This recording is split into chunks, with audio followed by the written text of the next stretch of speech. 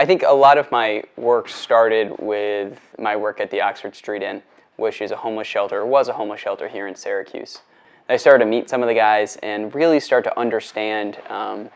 the things that keep people homeless and the kind of obstacles that keep people from finding housing. And it was through this continued understanding and relationship building that I started kind of gathering more of a passion and interest in it. And it's really where it's led me to where I am right now on this couch at a home that I live with guys who I met working at that shelter. This house came from that real desire to provide a safe space to guys who historically really haven't had that space available to them. As I,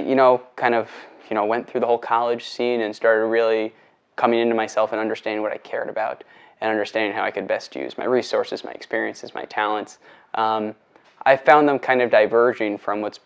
I guess, pretty typical of a early, mid-20-year-old. And I found myself being more and more uncomfortable in the kind of typical party situations, the typical bar scenes that are so commonplace with people in my demographic and my kind of normal side, and much more comfortable, looking much more forward to my time at local homeless shelters and meeting guys who are certainly on the margins, who are struggling, spending time with them, learning from them. And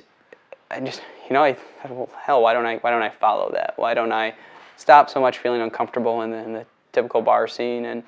and spend more time around people who I care about and people who have things that they are desperate to teach, and I was really eager to learn.